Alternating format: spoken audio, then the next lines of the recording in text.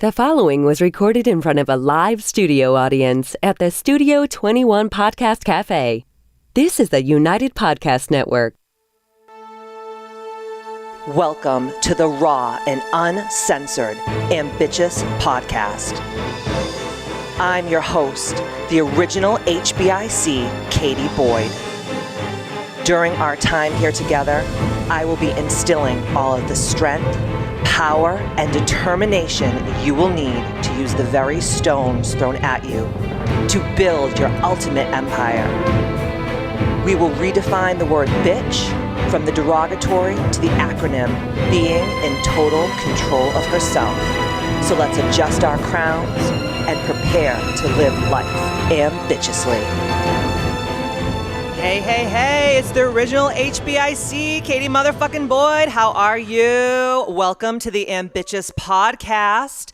I always like to start my podcast off with a quote, and this is by yours truly. You did not wake up today to be mediocre. You are a goddess, a medicine woman, a healer, a cherished mother, high priestess, warrior, and divine. You are here to be glorious, nothing more, nothing less. Little quote from Katie Boyd. How are you guys today? So I want to talk about the famous Madeleine Albright quote. And she once said, "There is a special place in hell for women who don't help women." And I just believe that is so true.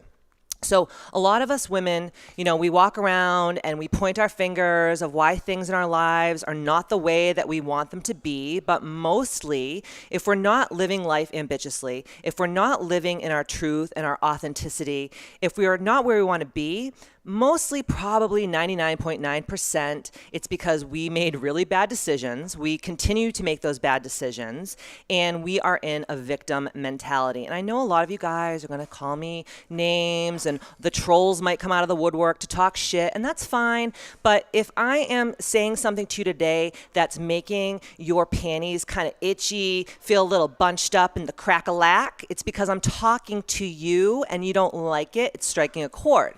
So I want to talk a little bit about this quote. So it's funny because, I keep a very close eye on the people who want to see me win.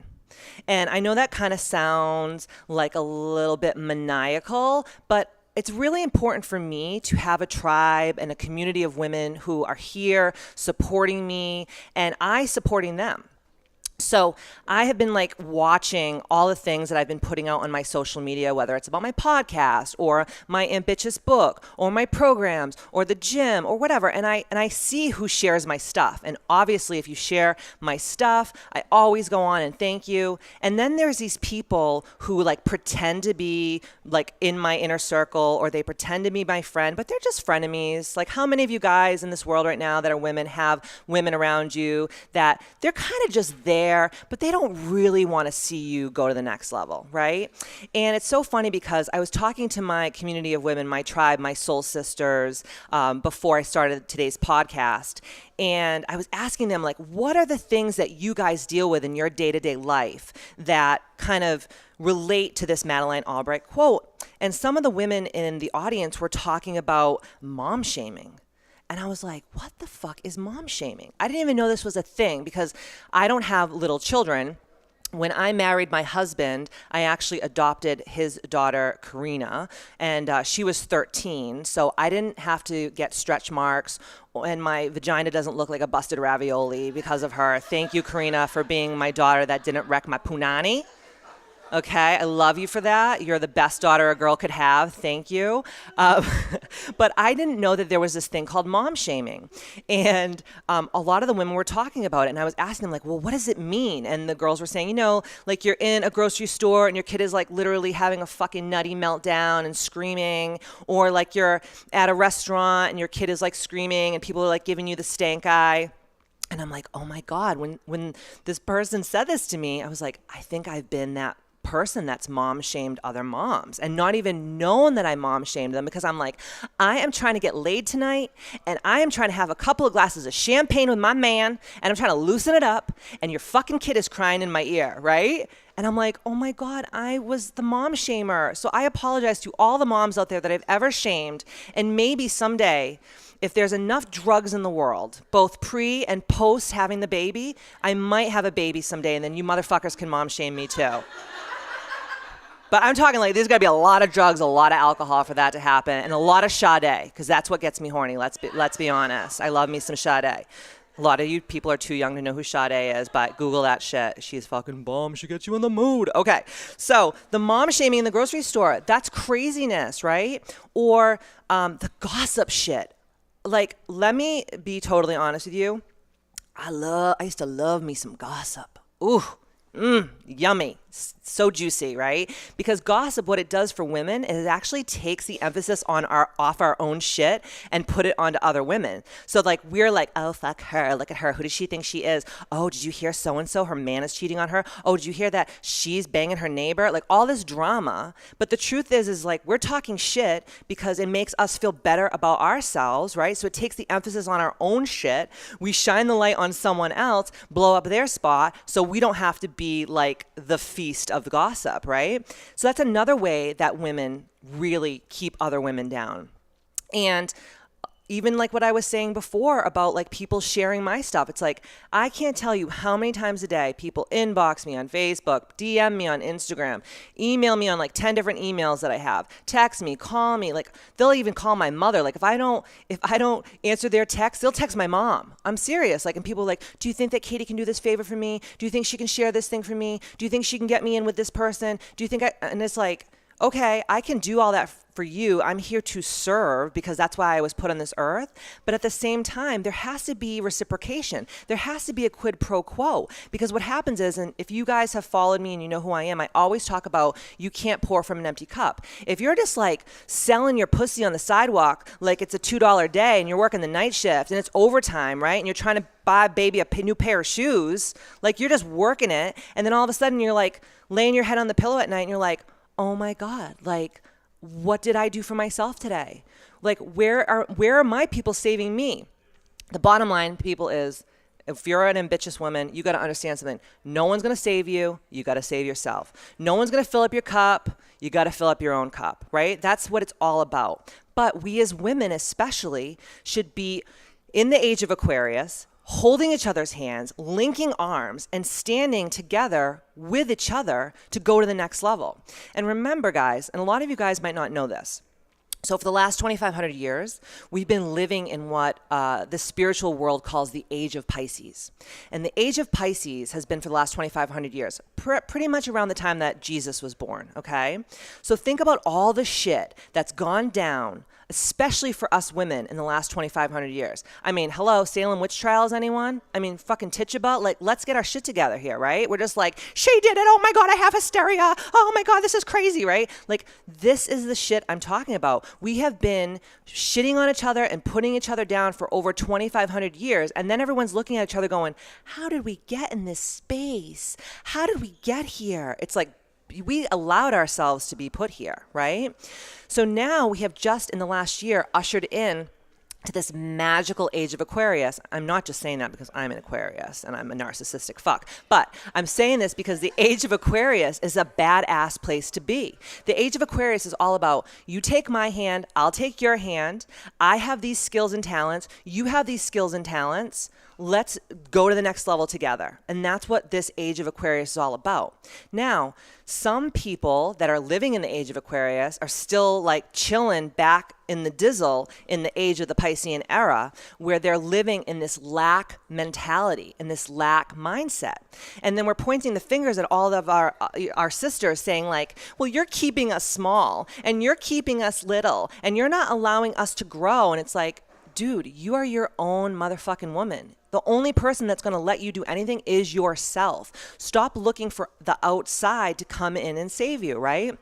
So in this age of Aquarius, we need to wake up and we need to start really pooling our talents and pooling all the amazing things about each other to join hands to go to the next level, okay? So a lot of people that are living in the age of Aquarius right now, it was so funny because one of my husband's friends, Dave, just came up to me before the podcast started, and he was talking about politics. And if you know me, I don't touch politics because I'm the president of my own United States of America. And I'm in the Green Party. That means making money. So I don't really care about what the hell else is going on in this world. My husband's looking at me right now laughing. But he was talking about politics. And I have one of my girls here right now, Kate McAleer, who joined me today. Hi, Kate. And she is in the political arena. And she was talking about how she helps women get elected into political offices, and how, you know, the Republicans are bashing the Democrats, and the Democrats are bashing the Libertarians and all this shit. And it's like, you guys, we're all here for the same fucking reason. We all just want to love and be loved, be seen, be heard, be cared about. Right? We all want to just live our best life, whatever that means to each one of us. So we are really our own worst enemies, right? We really, really are. And we need to wake up. I want to read a Marianne Williamson quote. And I absolutely love Marianne Williamson. She's gone a little bit off the deep end in the last couple years. Like, she's just too politically involved, and a lot of people are going to talk shit to me right now, and they're going to be like, "Oh, you're a woman and you should be spiritual, you should be political." My politics is spirituality, okay? My politics is spirituality, and I'm not going to bash anyone for what they choose in politics, but, you know, she gets a little crazy. But back in the day, she was amazing spiritualist, and I know she still is. She's just having a moment. God bless you, Marianne.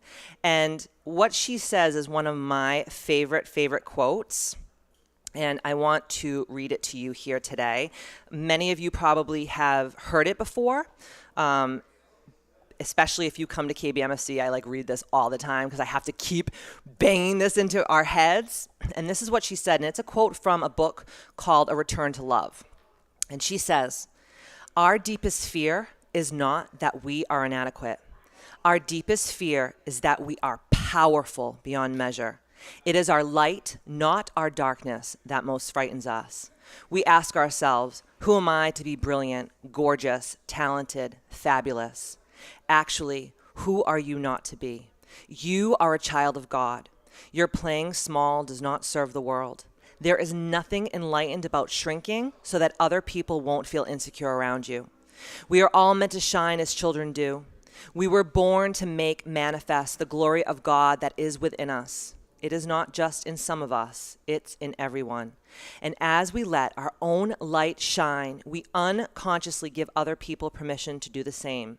As we are liberated from our own fear, our presence automatically liberates others." Yes, Marianne, you're just giving me life right there.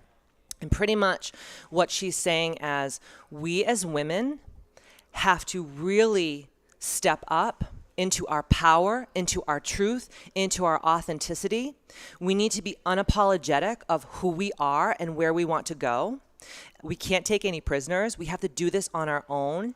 And I believe a true powerful woman, a true leader in our society right now, makes everyone feel seen, makes everyone feel loved, makes everyone feel like they're part of something so much bigger than just themselves. And we, as leaders in the female community, also give other women permission to shine when we just shine our own light. We live in this society where we're just so uncomfortable to step into our truth. We're so uncomfortable to grab life by the balls and squeeze and really go to the next level.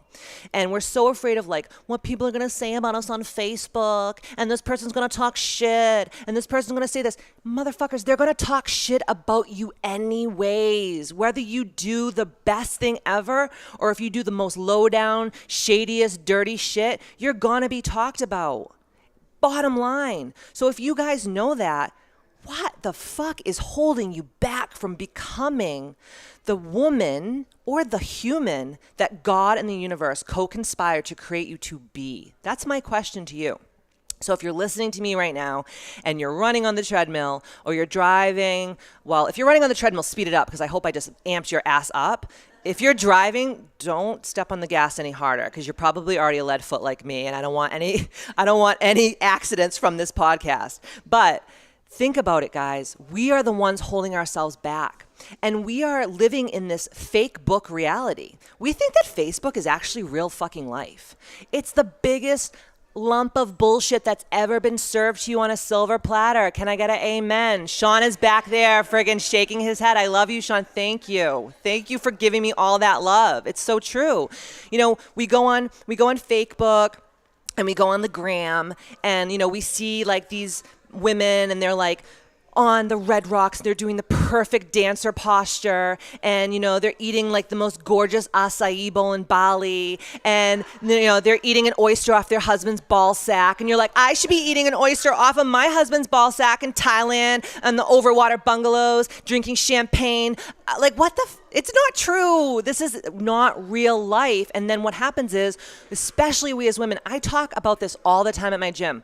People will be like, I'm just so depressed. I'm like, why? What the fuck is wrong with you? And they're like, all of my friends are like on vacation and all my friends are like having babies and they're getting married and they're like getting a new car and like all this shit. I'm like, bitch, first of all, they're having a baby because their birth control didn't fucking come through for them, okay? It wasn't like they planned this, like, this child. I mean, some of you guys do, let's be honest. But, like, let's be honest, someone's a mistake that we're just going to live with. I appreciate that, okay? And then you see these people with, like, these high-end cars. It's like, motherfucker, that is leased. That is leased. Okay? This bitch don't own this shit, right? Like Oprah always said, if it's on your ass, it's not an asset. Right? Like they don't have a dollar to their name. They're mortgaged out to the hill. Like we don't know the truth of like what people's bank accounts look like. We don't know that. Like I always say to my husband, and I posted this on my Instagram last week, I was doing a photo shoot at my gym and I had to like fake walk on my treadmill like in full hair and makeup. And I was like, little did you know that me and my husband just got into a hellacious fight right before this photo shoot. I farted. I soiled myself. I had to go change my Lululemons. Let's be honest. And like people don't see that. They see like my perfect hair and makeup, walking on the treadmill in my Lululemons. They don't see anything else. And that's the problem. You guys are living this fake book life. And then we hate on our sisters because we're like, oh, she has more than me. Her husband's six-pack is tighter. Like, oh, it's like, how the fuck do you know this? He could have a needle dick the size of Thumbelina. Okay, you don't know what he's packing, all right? And like we make up all of these fucking fake stories and it's all a bunch of bullshit. So get into reality. And the reality is that we as women need to lift each other up. We need to back each other up. We need to ask each other, do you need help? Are you really okay today? Because if you come to KBMSC, everybody knows when they walk in, I'll say like, how are you today?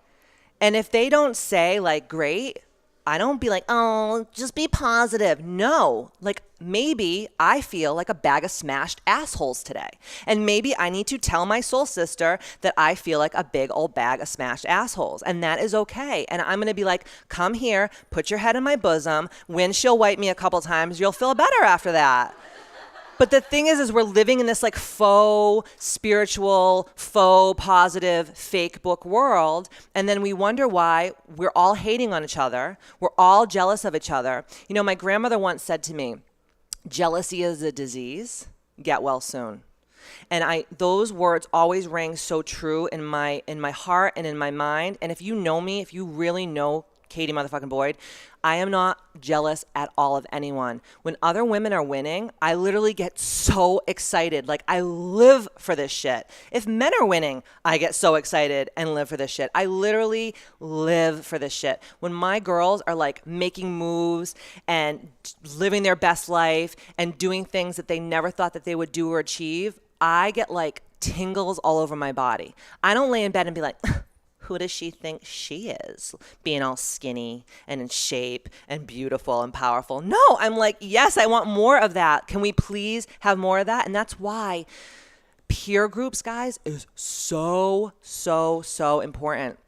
I can't tell you how many people I've had in my life in the last like 10, 15 years that I thought were my friends, and, you know, if the wind blows their ass hair the wrong way, they're just bouncing out of here. They're not like, you know, God forbid, what if I got sick? What if I lost my business? What if I needed help? They were like, peace out, motherfucker.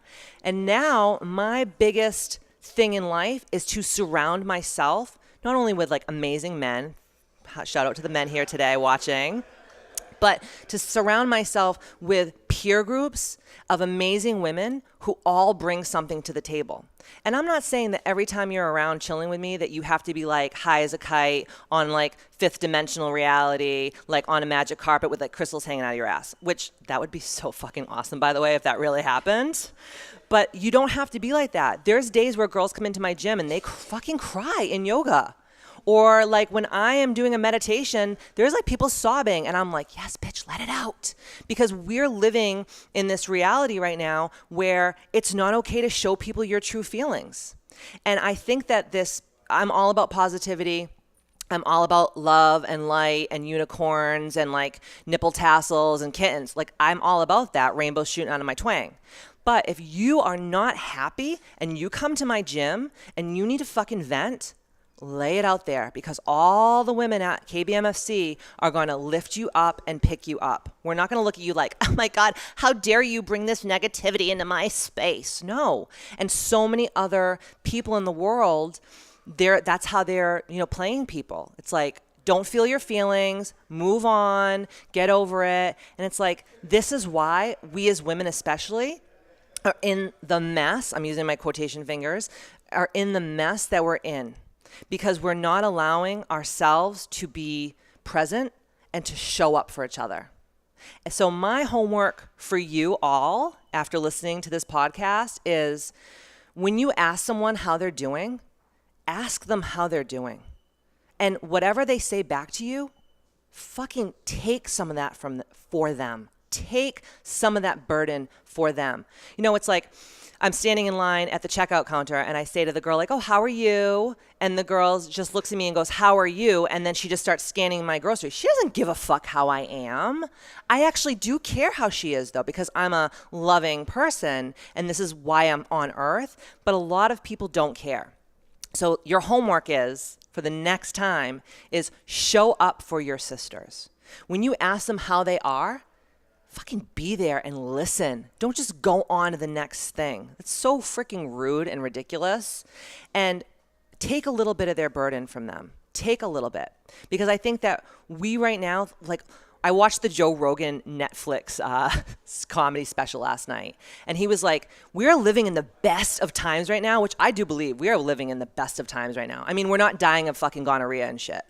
You know what I'm saying? Like if you get a little drippy down there's antibiotics for that shit. We're not just like, I'm dying of consumption. Oh. No, there's penicillin for that shit, okay? We're living in the fucking best of times, right? Like if you need your leg amputated, they're not like, hey, bite this fucking piece of wood and like here's a bottle of, brandy or whatever, right? We're living in the best of times. But the problem is that it's just really weird. And this is what he was talking about last night. He's like, everybody thinks that this is the worst of times. No, it's the best of times. It's just weird as fuck, right? And we're telling each other, don't feel your feelings, be positive. No, if you're feeling sad, if you're feeling depressed, if you have anxiety, you need to have a peer group of women that you can call and be like, yo, dog, I'm feeling fucking crazy today. Like I text my girls all the time and I'm like, dude, I don't know what the fuck is going on with this energy, but I literally feel like a raped ape. I don't even know what to say about the way I feel. And then my girls text me back and say like, oh shit, I feel that too. Like I haven't slept in 3 days and I've been sleeping with black tourmaline under my pillow to keep the heebie-jeebies away. And I'm like, yes, I feel that. So get some fucking peer groups. Let your friends and your sisters feel their feelings. I'm not saying be a dumping ground for them, but just like let them feel their feelings and own some of their shit. Be the sister, be the healer, be the medicine woman, step up for them, okay? So on our next podcast, we are going to be talking all about how to make today your bitch, okay? And I always tell you at the end of every one of my podcasts, if you go to kbmfc.com and you scroll down on the homepage and you sign up for my free newsletter, you will get a chance to win a keto starter kit from Ancient Nutrition that's worth over $250,000. $250,000. Oh my God, I was like, that made me so horny. I was like, $250,000? Shit. Maybe someday. $250, which is still a lot of money. I'm not going to fucking lie, okay? And if you want to see me live, go to the Kripalu website because I'm going to be live at Kripalu the first weekend in January 2019 on the 4th, 5th, and 6th. And if you feel like this podcast can help another woman, please share this shit. Go on whatever podcast platform that you're listening on and give it a 5-star rating.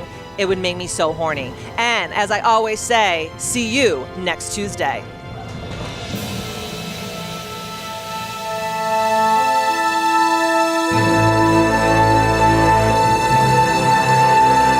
And opinions expressed by the hosts, guests, or callers of this program do not necessarily reflect the opinions of the Studio 21 Podcast Cafe, the United Podcast Network, its partners, or affiliates.